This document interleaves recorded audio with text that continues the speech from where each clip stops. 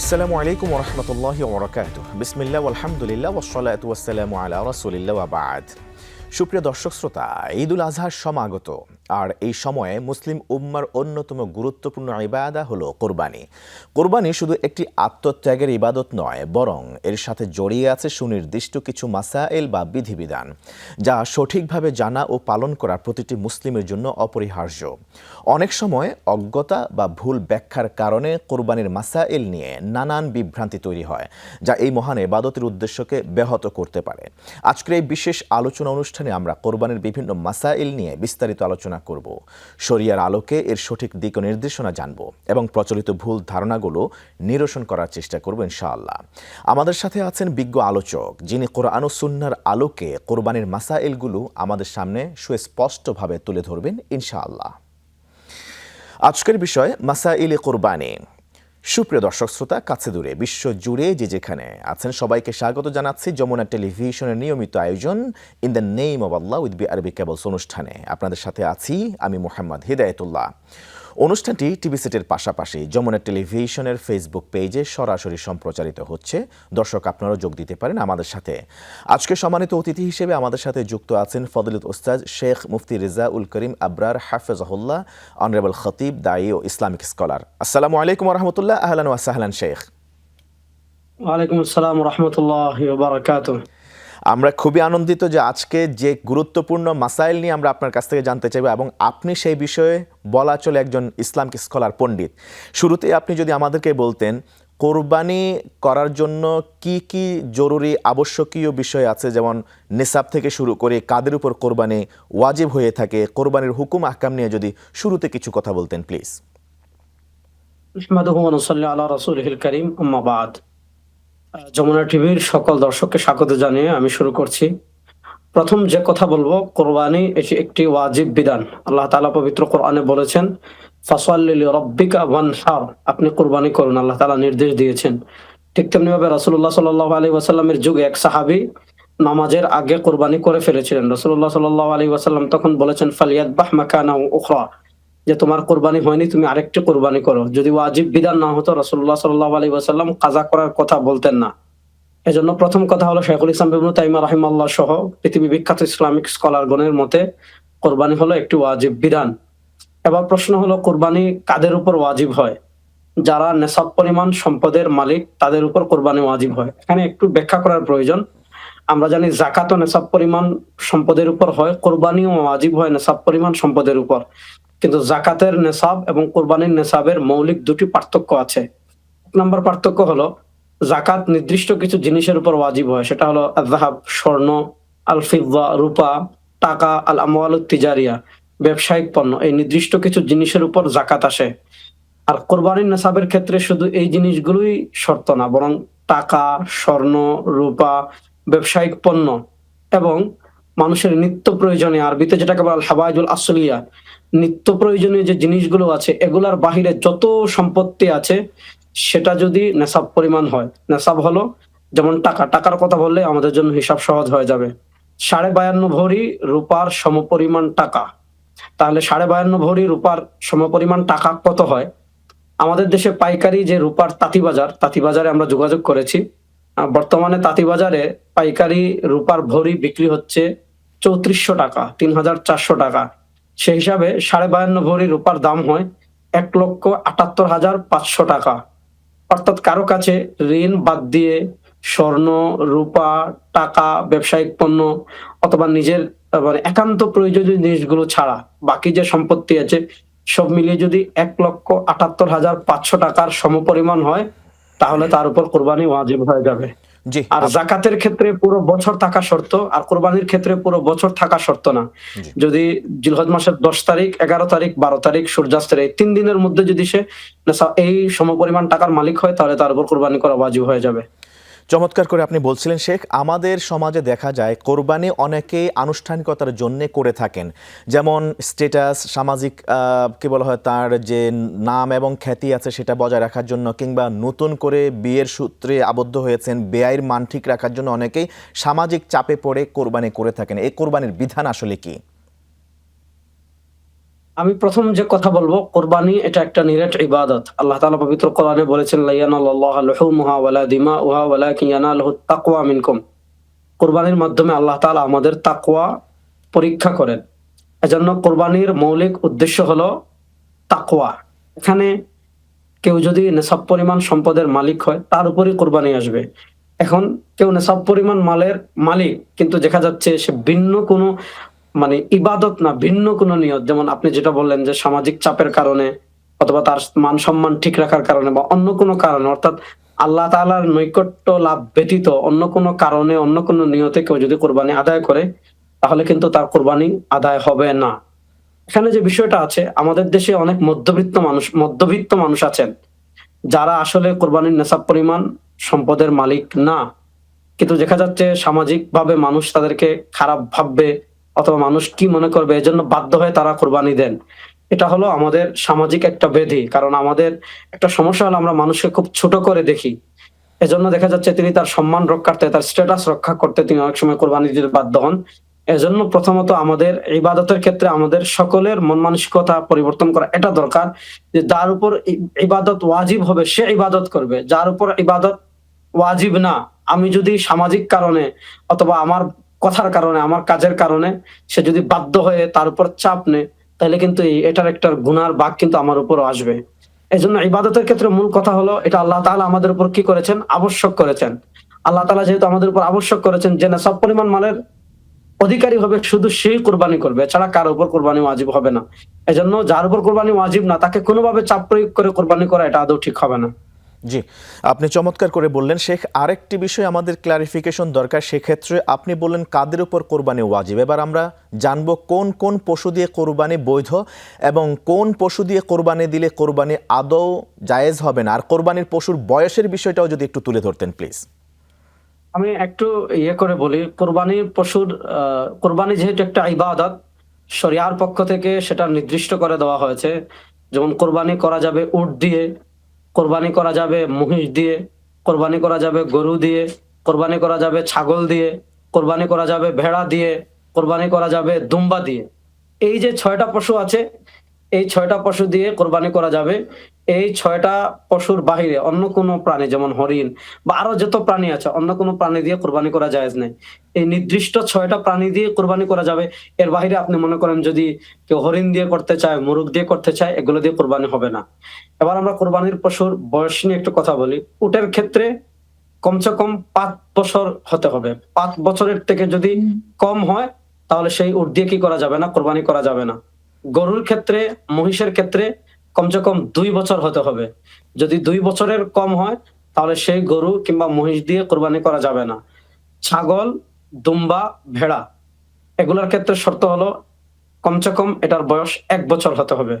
যদি ১ বছরের কম হয়, তাহলে সেই পশু দিয়ে কোরবানি করা যাবে না। হ্যাঁ, ফুকাহায়ে কেরাম ভেড়া বা দুম্বার ক্ষেত্রে একটা সুযোগ রেখেছেন যে ভেড়া দুম্বার বয়স ১ বছরের চেয়ে একটু কম, ৬ মাসের চেয়ে বেশি, কিন্তু ১ বছরের চেয়ে একটু কম। কিন্তু এই ভেড়া দুম্বা দেখতে ১ বছরের মতো লাগে, তাহলে সেই ভেড়া বা দুম্বা দিয়ে আপনি কোরবানি করতে পারবেন। কিন্তু ছাগল যদি ১ বছরের থেকে ১ দিনও কম হয়, তাহলে সেই ছাগল দিয়ে কোরবানি করা যাবে না। ভেড়া দুম্বার ক্ষেত্রে আপনার জি, যদি ২ বছরের থেকে একটু কম হয়, ১ বছরের থেকে একটু কম হয়, কিন্তু দেখতে যদি ১ বছরের মতো হয়, তাহলে সেই ভেড়া দুম্বা দিয়ে আপনি কোরবানি করতে পারবেন। চমৎকার করে আপনি বলছিলেন শেখ যে আসলে পশুগুলির বয়স কেমন হওয়া চাই আর কোন কোন পশু দিয়ে কোরবানি বৈধ বা দুরুস্ত আছে, এই বিষয়ে আমরা জানবো বিরতির পরে আরও বেশ কিছু গুরুত্বপূর্ণ মাসাইল যেগুলি আমাদের দর্শকদের সামনে কোরবানিতে কাজে আসবে। দর্শক দেখছেন in the name of Allah with BRB cables. ফিরবো মূল আলোচনায় বিরতির পর ইনশাআল্লাহ। আসসালামু আলাইকুম ওয়া রাহমাতুল্লাহি ওয়া বারাকাতুহু। আবারও স্বাগত প্রিয় দর্শক শ্রোতা, আপনারা দেখছেন in the name of Allah with BRB cables. আজকের আলোচনার বিষয় মাসাইলে কোরবানি। গুরুত্বপূর্ণ আলোচনায় সম্মানিত অতিথি হিসেবে যুক্ত আছেন ফজিলাতুল উস্তাদ শেখ মুফতি রেজাউল করিম আবরার হাফেজাহুল্লাহ। বিরতির পর আবারও স্বাগত জানাচ্ছি শেখ আপনাকে চমৎকার এই আয়োজনে। আজকে আমরা খুবই গুরুত্বপূর্ণ সমসাময়িক বিষয় মাসাইলে কোরবানি নিয়ে আপনার কাছ থেকে চমৎকার আলোচনা শুনছি। এই পর্যায়ে আমরা আপনার কাছে একটি প্রশ্ন রাখতে চাই। আমাদের পার্শ্ববর্তী দেশ সেই কলকাতা কিংবা পশ্চিম বাংলা এবং দিল্লিতে রাষ্ট্রীয়ভাবে এবারে কোরবানির পশু জবাই করাটাকে তারা নিষিদ্ধ ঘোষণা করেছেন মর্মেই বিভিন্ন মাধ্যমে জানা যায়। প্রশ্ন হলো, সেই দেশে যে প্রায় ৩০ কোটির মুসলমানের মতো এই সংখ্যাটা আছে, তারা তাদের এই বিধানটা কিভাবে পালন করবেন? তাদের জন্য আপনার নসিহা পরামর্শ কি করবেন তারা, প্লিজ? খুবই গুরুত্বপূর্ণ একটা প্রশ্ন, যে আমাদের পার্শ্ববর্তী দেশ যেখানে মুসলমানদেরকে তাদের যে ধর্মীয় ইবাদত সেটা পালনে বাধা দেওয়া হচ্ছে এবং নিষিদ্ধের একটা আওয়াজ আমরা শুনতে পাচ্ছি। আমরা প্রথম যে কথা বলবো, যে ভারত নিজেদেরকে ধর্মনিরপেক্ষ রাষ্ট্র হিসাবে পরিচয় দেয়, আমাদের পার্শ্ববর্তী দেশ। আর ওনারা ধর্মনিরপেক্ষতার ব্যাখ্যা করেন যে সবাই যার যার ধর্ম স্বাধীনভাবে পালন করবে। এটা ওনাদের ব্যাখ্যা, আমাদের ব্যাখ্যা না। তো যেহেতু ওনারা প্রত্যেক মানুষের ধর্মীয় স্বাধীনতায় বিশ্বাসী, আমাদের দেশে যেমন হিন্দুরা নির্বিঘ্নে পূজা করে, উৎসব করে, কোনো সমস্যা হয় না। তো ভারত সরকারের কাছে আমাদের প্রথম চাওয়া থাকবে, মুসলমানদের গুরুত্বপূর্ণ ইবাদত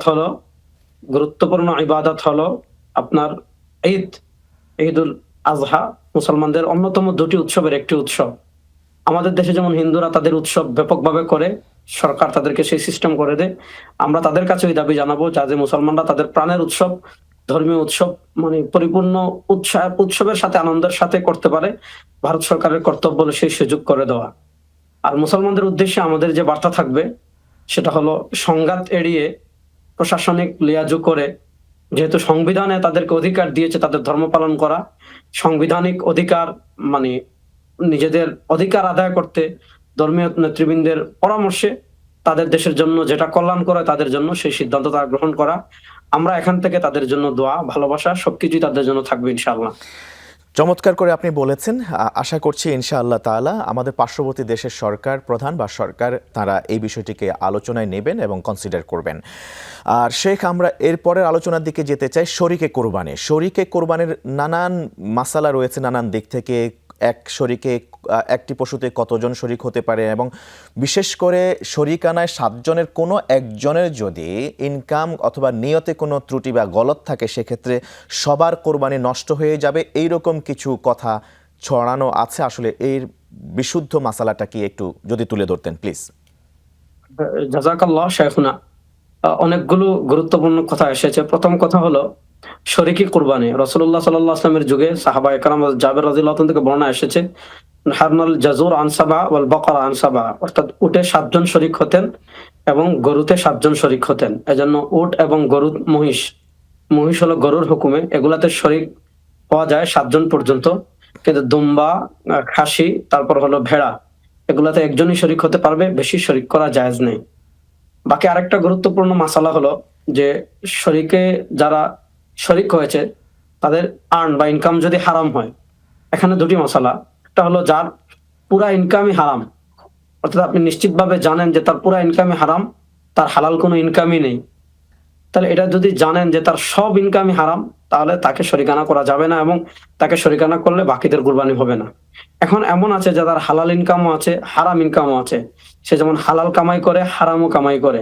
তখন মাসালা হবে, দেখা যাবে যে সে যে শরিক হয়েছে বা কুরবানিতে যে অংশ নিয়েছে, এখানে যে টাকাটা সে দিয়েছে, এই টাকাটা সে তার হালাল টাকা থেকে দিয়েছে নাকি হারাম টাকা থেকে দিয়েছে। তো স্বাভাবিকভাবে যে কোরবানি করে এখানে সে তার হারাম টাকা থেকে দেয় না। আপনি যদি নিশ্চিত থাকেন হারাম টাকা থেকে দিয়েছে, তাহলে তার শরিকানা হবে না, তাকে নিলে কোরবানি হবে না। কিন্তু তার হালাল ইনকাম আছে ঠিক, কিন্তু তার হালাল ইনকামও আছে, হালাল ইনকাম থেকে সে যদি কোরবানিতে শরিক হয় তাহলে তার কোরবানি আদায় হয়ে যাবে। আর আরেকটা মাসালা হলো, যদি কারো একজনের নিয়ত ভিন্ন থাকে।